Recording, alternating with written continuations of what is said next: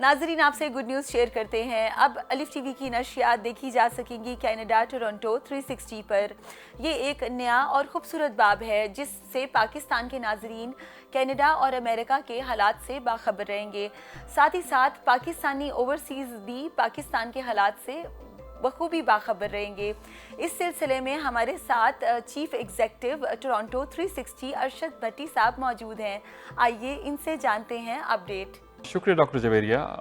अगर हम कनाडा के हवाले से बात करें तो सियासी अदम इस्तेहकाम हमें फेडरली भी नज़र आता है, और अब ओंटारियो जो सबसे बड़ा सूबा है वहाँ के जो प्रीमियर हैं डग फोर्ड, उन्होंने भी इलेक्शन का ऐलान बुध को कल यानी वो ऐलान कर देंगे, और मोस्ट प्रोबेबली 27 फरवरी या 6 मार्च को इलेक्शन हो सकते हैं। अगर फेडरली बात करें तो वज़ीर-ए-आज़म जस्टिन ट्रूडो अपने ओहदे से इस्तीफ़ा दे चुके हैं और पार्टी लीडरशिप से भी इस्तीफ़ा दे चुके हैं, और अब पार्टी में लिबरल पार्टी जो बरसर इक़्तिदार पार्टी है उसकी लीडरशिप का इलेक्शन जो है वो होने वाला है। मार्च में वो इलेक्शन होगा, और कल लास्ट डेट थी। जो लोग इस लीडरशिप रेस में अपना नाम जिन लोगों ने दिया, तो दो बुनियादी तौर पर बड़े नाम हैं। मार्क कार्नी हैं जो कि गवर्नर रहे हैं बैंक ऑफ कनाडा के भी और बैंक ऑफ इंग्लैंड के भी, और उनके मद्दे मुकाबिल क्रिस्टिया फ्रीलैंड हैं जो कि डिप्टी प्राइम मिनिस्टर और जो फाइनेंस मिनिस्टर भी रही हैं।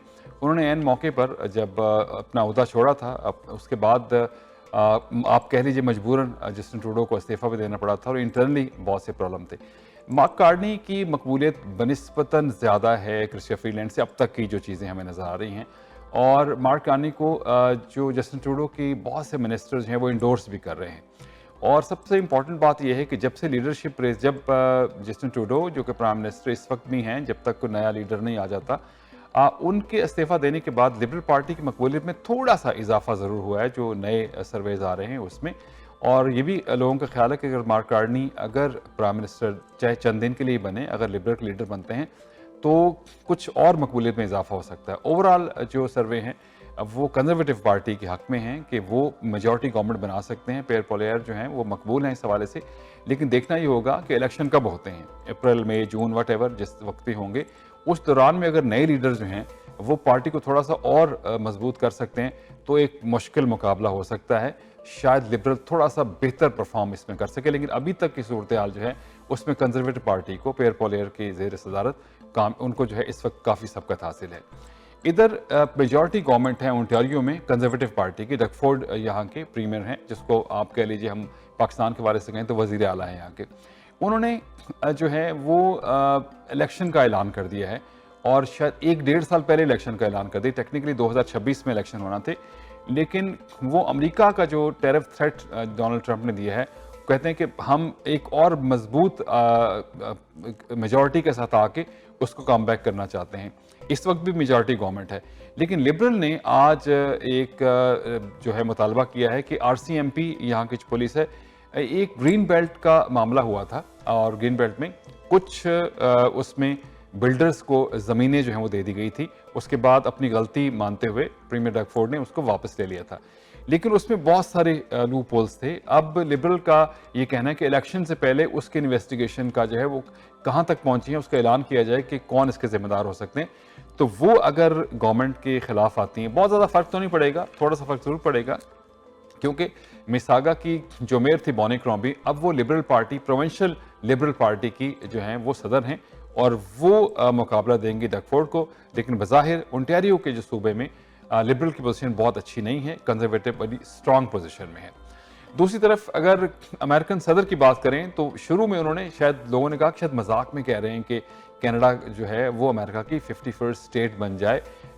उसके बाद वो लगातार किसी न किसी हवाले से कहते रहे, और अब उनका कहना है कि अगर कनाडा 51st स्टेट बन जाता है अमेरिका की, तो उनके बहुत से, उनको कोई अपना आर्मी की ज़रूरत नहीं रहेगी, उनका टैक्स कम हो जाएंगे, उनका हेल्थ केयर बेहतर हो जाएगा। लेकिन तमाम, चाहे वो फेडरल गवर्नमेंट है, चाहे प्रोविंशियल गवर्नमेंट है, चाहे जितनी बड़ी पार्टी, सब ने इसको जो है वो अपोज किया है। लेकिन एक इत्तेफाक है, टेक्निकली देखा जाए तो हेड ऑफ द स्टेट जो हैं वो इस वक्त किंग चार्ल्स हैं। पहले मलका एलिजाबेथ जो क्वीन होती थी, उसके ऊपर हल्फ उठाते थे, अब वहाँ पे किंग चार्ल्स हैं। तो उनसे अगर इस हवाले से आज बात की गई तो उन्होंने कहा कि not something we would comment on, कि ये कोई ऐसा मामला नहीं है जिसमें हम कमेंट करें। तो ये भी, इस पे भी बहुत चीज़ ये खबर में आ रही है कि टेक्निकली वो हेड ऑफ द स्टेट हैं किंग चार्ल्स, लेकिन वो कहते हैं कि वो ऐसा मसला नहीं जिस पे हम जो है वो कोई बात कर सकें। ओवरऑल अमेरिका के सदर लगातार यही बात करते जा रहे हैं। अभी उन्होंने कोलंबिया पर कुछ पाबंदियां लगाई हैं और 1 वीक ऑफ फरवरी वो मैक्सिको, अमेरिका और शायद चाइना पर भी टैरिफ में पाबंदियां लगाना चाहते हैं कि जो गुड्स कनाडा से एक्सपोर्ट होती हैं, अमेरिका जो इंपोर्ट करता है उस पर 25% टैरिफ जो है वो लग सकता है। और वो कनाडा के लिए तो ऑफ कोर्स बहुत मसला रहेगा, लेकिन बहुत सी एनर्जी जो है वो कनाडा की तरफ से अमेरिका को जाती है। तो ये ना हो कि दोनों ममालिक के ताल्लुकात ख़राब हो जाएं। अमेरिका जो है वो बड़ा मुल्क है और कनाडा डिपेंडेंट इसलिए है अमेरिका पे कि इनका कोई बॉर्डर नहीं, अमेरिका के साथ सबसे बड़ा बॉर्डर लगता है, शायद वो दुनिया का सबसे बड़ा बॉर्डर है। तो ये मामला तो रहेगा, लेकिन इसको मुमकिन है किस तरीके से सॉल्व कर ले जाए। लेकिन अनप्रिडिक्टेबल हैं डोनाल्ड ट्रंप जो कि नए अमरीकी सदर हैं, वो कुछ भी कर सकते हैं और बहुत कुछ कर रहे हैं। बहुत से लोगों को डिपोर्ट किया जा रहा है और बहुत से और वो इस किस्म के फैसले ले रहे हैं कि दुनिया हैरान है।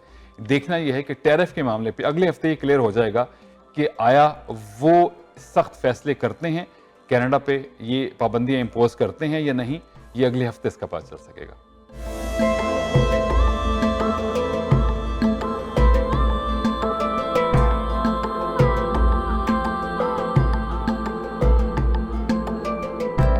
सुबह का सितारा सिर्फ अलिफ टीवी पर।